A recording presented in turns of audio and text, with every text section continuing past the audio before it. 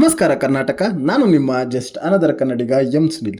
ಇವತ್ತಿನ video defibrillator machine. ಈ defibrillator ಮಷಿನ್ನ ಯಾವಾಗ ಯೂಸ್ ಮಾಡಬೇಕು ಮತ್ತು ಹೇಗೆ ಯೂಸ್ ಮಾಡಬೇಕು ಮತ್ತು ಇದರ ಉಪಯೋಗಗಳನ್ನು ನಾವು ಈ ವಿಡಿಯೋದಲ್ಲಿ ತಿಳಿಯೋಣ. ಮೊದಲಿಗೆ ನಾವು ಮಾನಿಟರ್ ಸ್ಕ್ರೀನ್ ನೋಡ್ತೀವಿ, ಚಾರ್ಜ್ ಬಟನ್, ಅದೇ ಥರ lead section, lead 1 to lead 2 ಆ ಥರ ಎಕ್ಸ್ಚೇಂಜ್ ಮಾಡೋಕ್ಕೋಸ್ಕರ ಯೂಸ್ ಮಾಡ್ತೀವಿ. ಅದಾದಮೇಲೆ ನೋಡ್ತೀವಿ ಸಿಂಕ್ರನೈಸ್ ಬಟನ್ ಕೂಡ ನಾವು ಈ ಮಾನಿಟ್ರಲ್ಲಿ ನೋಡ್ತೀವಿ. ಮತ್ತು ಈ ಮಷಿನ್ ಕಂಪ್ಲೀಟ್ ಏನಾಗಿರುತ್ತೆ ಅಂದರೆ AED ಮೋಡಲ್ಲಿ ಸೆಟ್ ಆಗಿರುತ್ತೆ.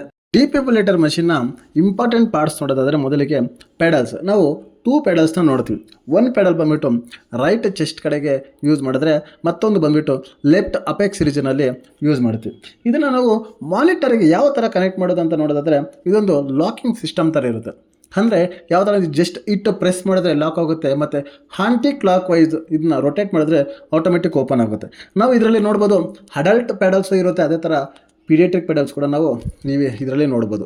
ಪೀಡಿಯಾಟ್ರಿಕ್ ಪೆಡಲ್ಸ್ನ ನಾವು ಯೂಶಲಿ ಒಳಗಡೆ ಇರೋದು ಜಸ್ಟ್ ಲಾಕ್ ಪ್ರೆಸ್ ಮಾಡಿ ಓಪನ್ ಮಾಡಿದ್ರೆ ಆಟೋಮೆಟಿಕ್ ಓಪನ್ ಆಗುತ್ತೆ. ಮತ್ತು ಈ ಪೀಡಿಯಾಟ್ರಿಕ್ಗೆ ನಾವು 2 joules per kg ಥರ ನಾವು ಎನರ್ಜಿನ ಜನ್ರೇಟ್ ಮಾಡ್ಬೋದು. ECG ಕೇಬಲ್, ಇದರಲ್ಲಿ ನಾವು 3 ಕಲರ್ ಕೋಡಿಂಗ್ ಕೇಬಲ್ಸ್ನ ನಾವು ನೋಡ್ತೀವಿ, ಅಂದರೆ ಲೀಡ್ಸ್ನ ನೋಡ್ತೀವಿ. ಇದರಲ್ಲಿ ಬಂದ್ಬಿಟ್ಟು ರೆಡ್ಡು, ಯೆಲ್ಲೋ, ಗ್ರೀನು.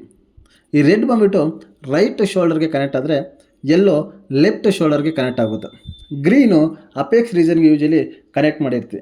ಇದರಲ್ಲಿ ನಾವು ಈ ಕೇಬಲ್ನ ಯಾವ ಥರ ಮಾನಿಟರ್ ಕನೆಕ್ಟ್ ಮಾಡೋದು ಅಂದರೆ, ಇದೊಂದು ಪಿನ್ ಟೈಪ್ ಇರುತ್ತೆ, ಮತ್ತು ಇದು ಹೋಲ್ಡ್ ಮಾಡಿ ಪ್ರೆಸ್ ಮಾಡೋದು ಸಾಕು ಆಟೋಮೆಟಿಕ್ ಕನೆಕ್ಟ್ ಆಗುತ್ತೆ. ಮತ್ತು ನಾವು ಈ ಲೀಡ್ಸ್ನ ಕನೆಕ್ಟ್ ಮಾಡುವಾಗ ECG ಲೀಡ್ಸ್ ಅಂತ ಬರುತ್ತೆ.